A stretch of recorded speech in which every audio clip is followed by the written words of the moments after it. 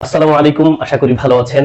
আজকের ক্লাসে আপনাদের সবাইকে স্বাগতম, যেখানে আমি ইংলিশ টেক্সট বই থেকে কিছু রিডিং কম্প্রিহেনশন আপনাদেরকে সমাধান করিয়ে দেখাবো এবং অবশ্যই প্রত্যেকটা প্যাসেজকে আপনি মূল পরীক্ষায় আসছে ভেবে নিজে একটু পজ করে চিন্তা করবেন, খাতায় উত্তরগুলো লিখবেন এবং আমি যে প্যাসেজগুলো দেখাবো ভাই, এগুলো আপনাকে মূল পরীক্ষার জন্য খুব হেল্প করবে। আমি বলবো না এখান থেকে কমন পাবেন, এক্স্যাক্টলি ভাগ্য ভালো থাকলে তো পেতেও পারেন। ওকে ভাই, আমরা চলে যাই। আমি 5টা প্যাসেজ সমাধান করাবো, যেহেতু ভাই একটু লম্বা সময় লাগতে পারে। আমি ট্রাই করবো এদিক ওদিক কথাবার্তা না বলে একবার মোটা দাগে পড়াশোনায় থাকতে। আপনারা নিশ্চয়ই পাশে থাকবেন। প্রথম যে প্যাসেজটা ভাই একটু দেখেন তো কোথায় আছে।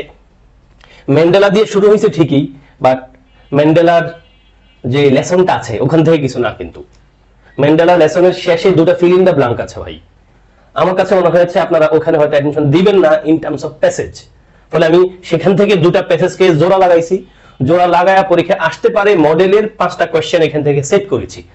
এবং আমি প্যাসেজ যেহেতু বড়, মোটামুটি বড়, আমি ট্রাই করেছি যতটুকু ফন্টে রাখলে আপনাদের হয়তো বুঝতে সহজ হবে। আমি দেখছি ঠিকই আছে, চলবে আপনার। প্রথম কোয়েশ্চেনটা ভাই, why Mandela clocked himself.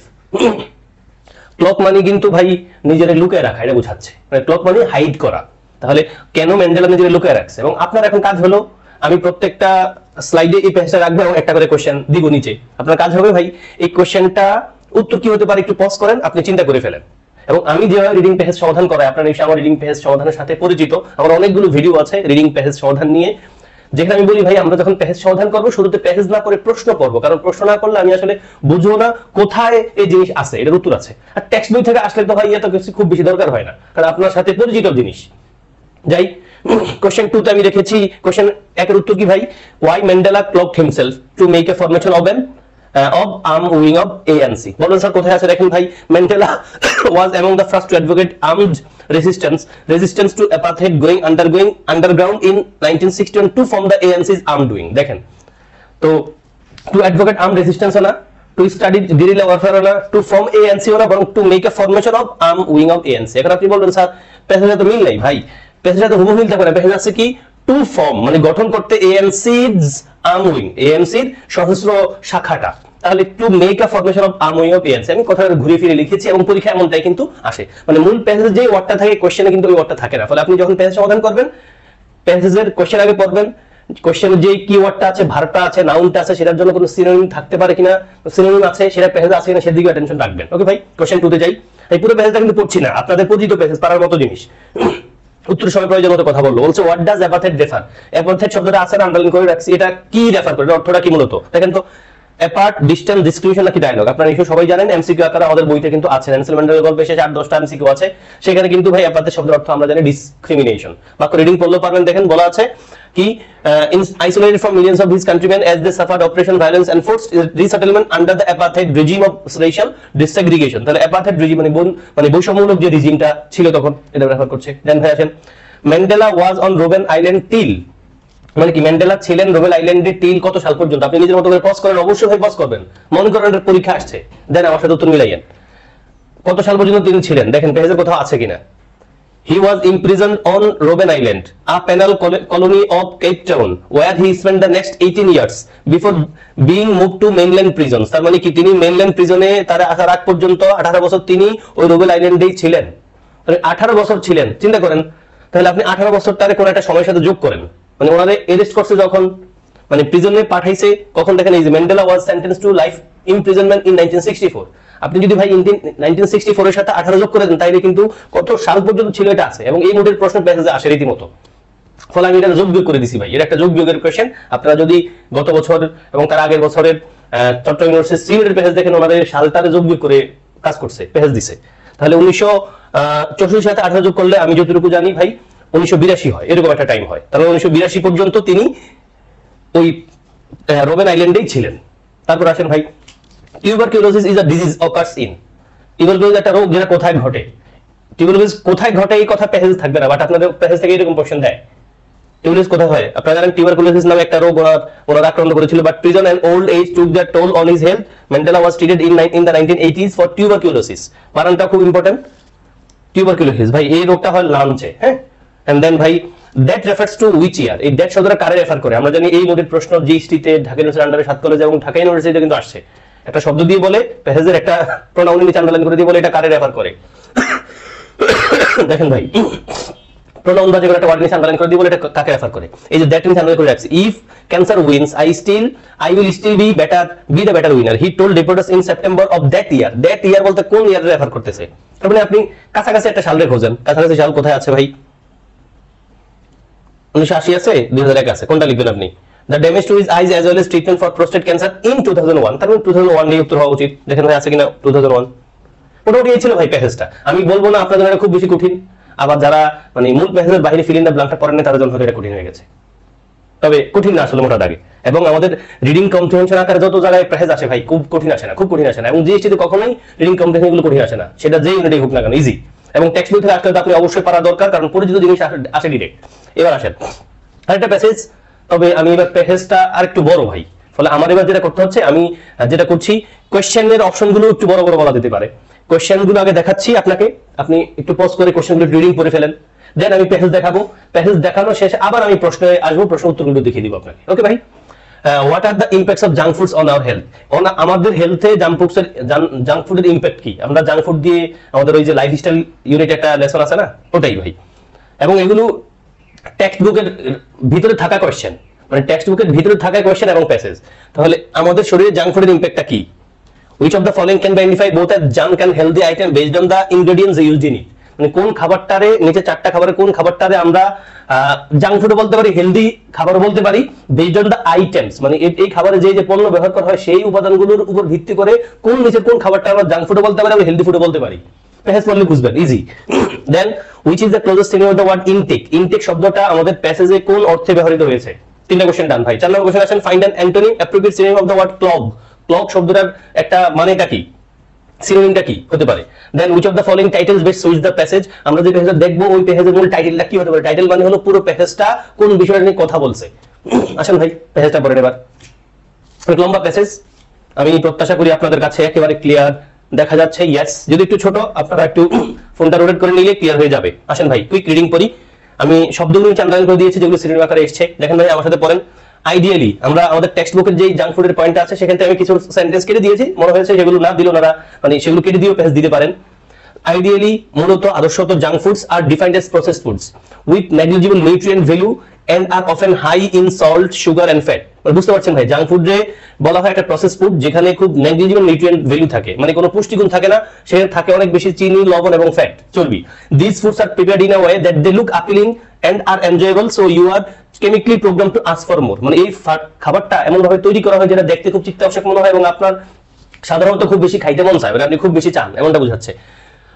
According to Dr. Sonali Sharma, a dietitian, nutritionist, commercial, উনি বলেন commercial products including salted snack foods, chewing gum, candy, sugary desserts, fried fast food and sweetened carbonated beverages that have little or no nutritional value but are high in calories।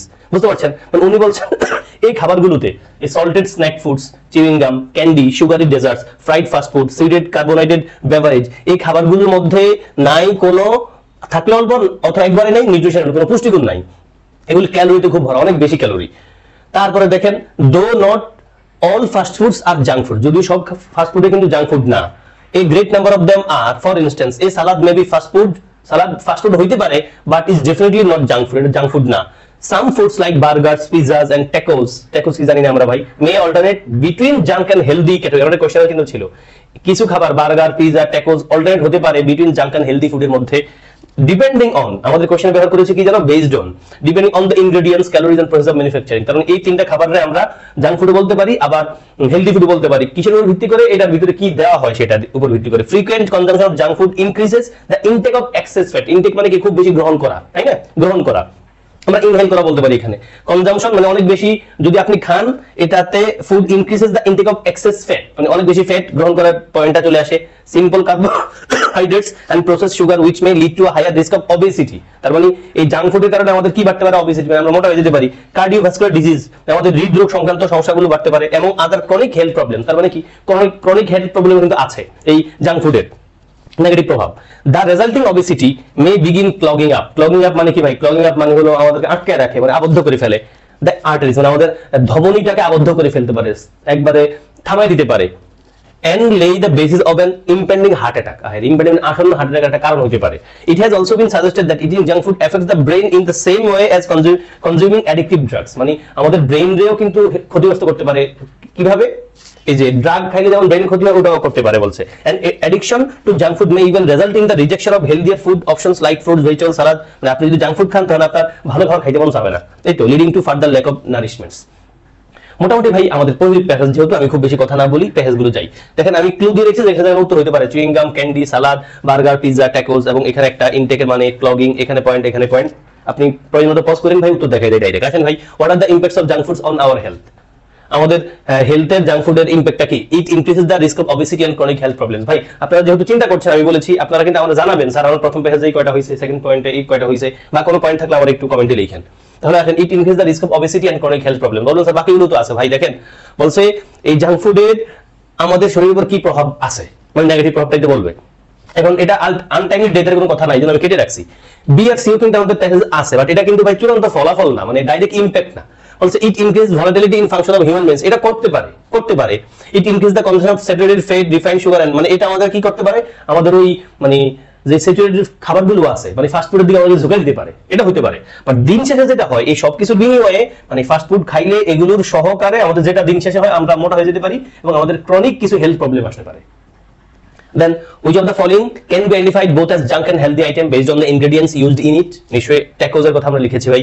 Candy, salad, chewing gum এগুলো কিন্তু মানে দুটার আন্ডারে পড়ে না। সালাদের পরে healthy আইটেমের মধ্যে, চুইং গাম এবং ক্যান্ডি পরে জাঙ্ক ফুডের আন্ডারে, আর ট্যাকোসটা জাঙ্ক ফুডও পড়তে পারে, তারপরে হেলদি আইটেমও পড়তে পারে, তবে কোন ইনগ্রেডিয়েন্টস ব্যবহার করা হচ্ছে সেটার উপর ভিত্তি করে। দেন ইনটেক মানে আমরা এখানে নেব ইনহেলেশন মানে যেটা আপনি ইনহেল করছেন, খাইছেন, ওটাকে রেফার করে। Then find and appropriate sense of the word clog মানে ভাই বাধা দেওয়া, অবস্ট্রাক্ট করা ডিরেক্ট লেখা আছে। এবং আমরা যে পেজটা পড়লাম ভাই, এটা টাইটেল কি বুঝতে পারছেন? What is junk food? Junk ফুডের একটা ডেফিনিশন দিয়ে গল্পটা শুরু করছে, এবং জাঙ্ক ফুডটা কেন ক্ষতিকর আমাদের জন্য এটাই বলছে পুরো পেজটা। আপনি বলতে পারেন sir junk food and its effects on our health, এটাও কিন্তু আছে। ইফেক্টস ভাই কিন্তু পজিটিভ ইফেক্টস হতে পারে, নেগেটিভ ইফেক্টস হতে পারে, এবং ওই কথা ডিরেক্টলি এখানে লেখা আছে, why is it bad for us, কেন আমাদের জন্য এটা ক্ষতিকর। এবং আমাদের পেজটা যখন পড়বেন টেক্সট বই থেকে, এই টাইটেলটা দিয়ে আমাদের গল্পটা শুরু করছে ভাই, why is it junk food and why is it bad for us দিয়ে তারপর দেখবেন এই জাঙ্ক ফুডের এই পেজটা মানে পোরশনটা শুরু করেছে। ওকে ভাই, ডান। 2 নম্বর পয়েন্টটা আমি ডান করে ফেলেছি প্যাসেজ।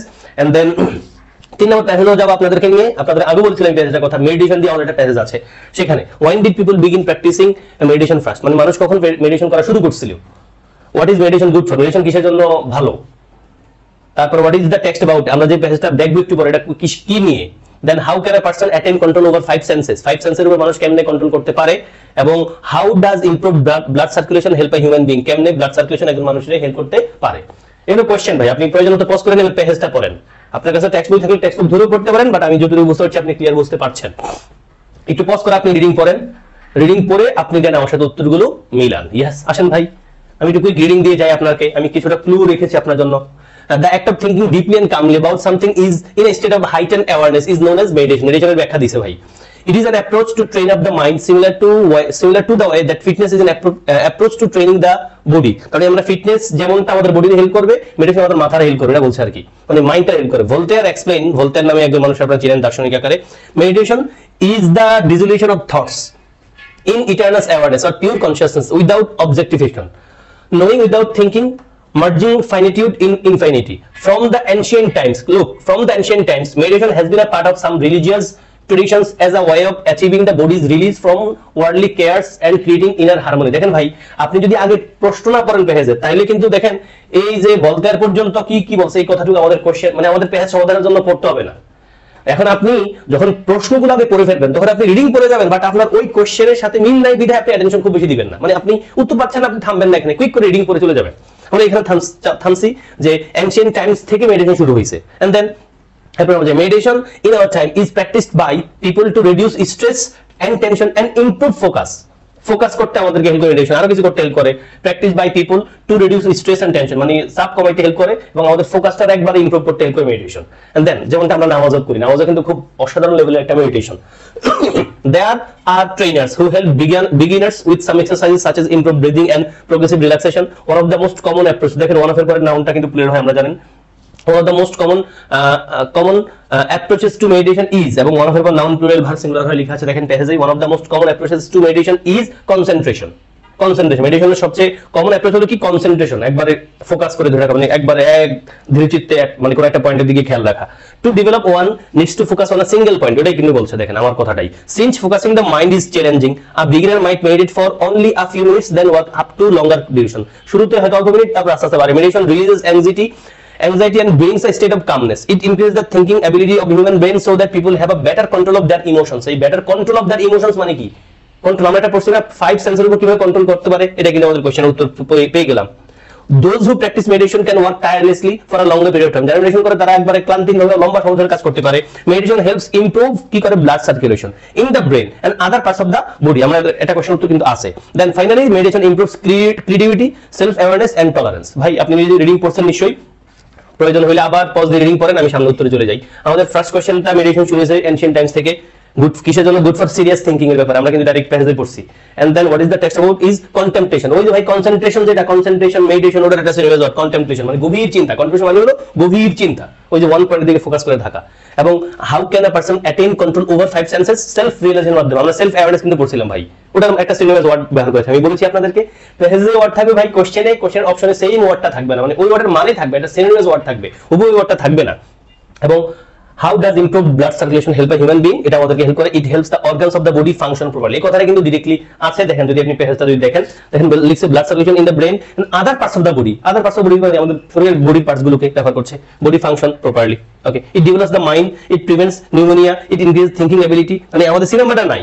এবং ARD এগুলো কারেক্ট। দেখেন ARD যদি আপনি পড়েন, ARD পড়লে কিন্তু ভাই বির মধ্যে চলে আসে, মোটামুটি ডাইরেক্টলি আমি উত্তর পাচ্ছি। তাহলে it helps all the organs of the body function properly, মানে মাথাটাতে চিন্তা করতে দেয়, বডিটাতে কাজ করতে দেয়, দুইটা কিন্তু এর ভিতরে আছে, ফলে উত্তর অবশ্যই বি। ওকে ভাই, পেজটা শেষ। আরেকটা পেজ দিব আপনাদেরকে, অ্যাডোলেসেন্স দিয়ে আমাদের একটা ইউনিট আছে তাই না, অ্যাডোলেসেন্স দিয়ে ওখান থেকে আমি একটা প্যাসেজ মানে একটা প্যারারে একটু বানাইছি, এখান থেকে আমি 4-5টা কোশ্চেন রেডি করছি। দেখি আপনারা একটু পজ করে নিজের মতো করে। এখানে আবার আমি পুরো পেজটা লিখছি, একটা করে কোশ্চেন রাখছি। দেখেন তো the title of the page is, এই পেজের টাইটেলটা কি হতে পারে? আপনারা আপনি একটু পজ করেন ভাই, চিন্তা করেন, আমি উত্তর দেখাই ডাইরেক্ট। উত্তর হলো আমাদের স্টেজেস অফ হিউম্যান লাইফ, মানুষের লাইফের যেই স্তরগুলো আছে লেখা আছে। দেখেন children must pass through several stages in their lifes to become adults. মানে আমরা যখন কোনো প্যাসেজের টাইটেল খুঁজি, এটা সবসময় কিন্তু ফার্স্ট লাইনে থাকেও না। ফার্স্ট লাইনে থাকে প্রথম 2 লাইনের মধ্যে মোটামুটি একটা আইডিয়া দেওয়া থাকে, অনেক সময় ডিরেক্টলি দেওয়া থাকে, কখনো ইনডিরেক্টলি দেওয়া থাকে। তবে এক বাক্যে বলা যাবে যে টাইটেলটা প্রথম লাইনেই থাকে, বাট আমরা এখানে পেয়ে গেছি, আমরা বুঝতে পারছি। এবং ব্যাখ্যাও কিন্তু এই পয়েন্টটাই ব্যাখ্যা করছে। 5টা স্তর আছে একজন মানুষের লাইফে, এই স্তরগুলো নিয়ে কথা বলছে। ফলে 5 stages of human life is the title of this passage. Then second question কি, the age of adolescence is between. অ্যাডোলেসেন্সের এইজের টাইমিংটা কত ভাই? ডাইরেক্ট লেখা আছে, আপনি রিডিং পড়লেই পেয়ে যাবেন নিশ্চয়ই। আমি উত্তর দেখাই দেই। 13 থেকে 18, দেখেন 13 থেকে 18 অ্যাডোলেসেন্স। আমি একটু ঘুরে ঘুরে লিখছি, the age of adolescence is between এত এন্ড এত। 13 থেকে 18 আমরা অ্যাডোলেসেন্ট বলি। Then the word lifes, life শব্দটা কোন পার্টস অফ স্পিচ? ওই পেজে দেখেন আমি করে রাখছি, children must pass through several stages in their lifes. Life শব্দটা আপনি কি বলবেন? আমি লাইফস পড়ছি, বুঝতে পারছেন আপনি লাইফ শব্দের ভার বলবেন না নিশ্চয়ই ভাই। He lives in Dhaka, he lives at Gulshan in Dhaka. ভাই লিভস শব্দটা যখন ভার, তখন সেটার আগে একটা সাবজেক্ট আছে, আর এখানে লিভস আমরা পড়ছি না, লাইফস পড়তে হচ্ছে, LIFE লাইফ, জীবন শব্দের প্লুরাল লাইফস। ফলে এটা নিশ্চয়ই নাউন ছাড়া কিছু কাউন্ট করবেন না, আপনারা জানি। And then which word is used instead of people in the passage, মানে এই প্যাসেজে পিপল শব্দের পরিবর্তে কোন শব্দের ব্যবহার করা হয়েছে? চিন্তা করেন তো ভাই। চিলড্রেন, স্টেজেস, ইন্ডিভিজুয়ালস নাকি স্টেটাস? আপনি নিশ্চয়ই ধরতে পেরেছেন, অবশ্যই পেরেছেন ভাই।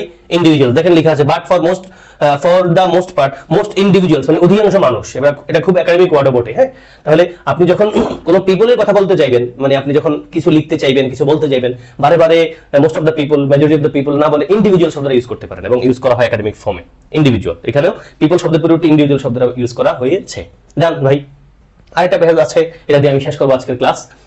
এবং আমি আপনাদের বলবো ভাই, আপনার মতো করে আমাদের টেক্সট বইয়ের গল্পগুলো রিডিং পড়তে আপনার খুব বেশি কষ্টকর কথা না, পড়ে যান। ভাগ্য ভালো থাকলে আপনার যদি টেক্সট বইতে ডাইরেক্ট পেজ চলে আসে, আমরা কিন্তু গত 2 দিন মতো ধরে দেখছি টেক্সট বইতে ডাইরেক্ট আসে, বা না আসুক, আপনি যদি পেজ সমাধান করার প্যাটার্নটা জানেন, আপনি প্রশ্ন মানে পেজের 5টা প্রশ্ন সমাধান করতে পারবেন। কারণ পেজের কোশ্চেনগুলো, পেজের মূল কথাটা খুব কঠিন আসে না, ইভেন সি ইউনিটের পেজটা কঠিন আসে না, এই ইউনিটেরটাও সহজ আসে, বি ইউনিটটাও সহজ আসে।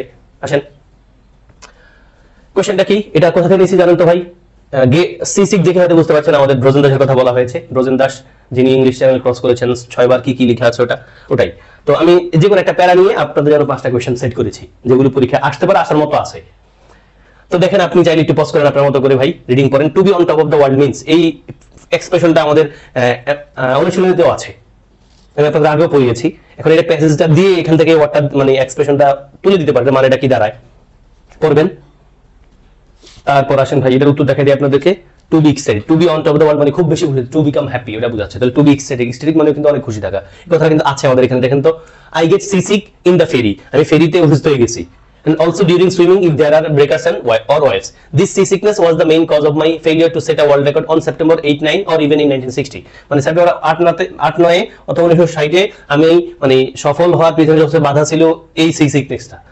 The night rest at the Cape Grisnez Hotel did me immense good. আমার খুব ভালো লাগছে এই জায়গায় থাকাটাতে, মানে রাতে যে রেস্ট করছিলাম। I felt on top of the world, মানে আমি খুব ভালো ফিল করছিলাম, মানে খুব হাসি খুশি ছিলাম, এটা বোঝাচ্ছে। Then question 2 তে আসেন, Brojan Das went to swim in the English Channel on the 21st September 1961 dash of his 5th swim. আমাদের ইংলিশ টেক্সট বইয়ে অনুশীলনে আছে ভাই এই জিনিসটা। কি লিখবেন উত্তর? উত্তর আছে ডাইরেক্ট আমাদের এখানেই। রিডিং পড়েন ভাই। The weather on September 21 was near perfect. I jumped into the water within 12 days of my 5th swim. উত্তর আছে কিনা দেখেন তো ভাই। আছে উত্তর আমাদের উইদিন 12 ডেজ ডাইরেক্ট আছে দেখেন। বলেন স্যার এত সহজ কি আসবে ভাই? আপনি টেক্সট বই থেকে প্যাকেজ যা যা আসে পর্যন্ত, ঢাকা ইউনিভার্সিটিতে, গুচ্ছতে, তারপরে ঢাকা ইউনিভার্সিটি, সাত কলেজে, জাহাঙ্গীর ইউনিভার্সিটি, সবগুলো কিন্তু এরকম সহজে আসছে। সহজ কেন ভাই? আপনি পড়েছেন জিনিস, সহজ মনে হবে না কেন? তারপর আমরা কত করলাম ভাই? আমরা করলাম 2, 2 এর পরে 4 কেন চলে আসলো? আচ্ছা 4 চলে আসছে, মিস্টেক আমার। Brajan Das use to suffer from sickness. Brajan Das sickness suffer করছে কখন? করতো কখন টাইমটা লিখছে ওয়েন কি লিখবেন আপনি? আমাদের প্রথম লাইনে উত্তর আছে ভাই, প্রথম লাইনে উত্তর আছে অবশ্য। উত্তর when he was in ferry লিখে আছে। I get sea sickness in the ferry, মানে I get sea sickness in the ferry, ওই কথাটা একটু ঘুরে ফিরে বড় করে দেওয়া হয়েছে। Brajan Das use to suffer from sea sickness when he was in the ferry. And then 5 নম্বর কোশ্চেনটা আসেন ভাই।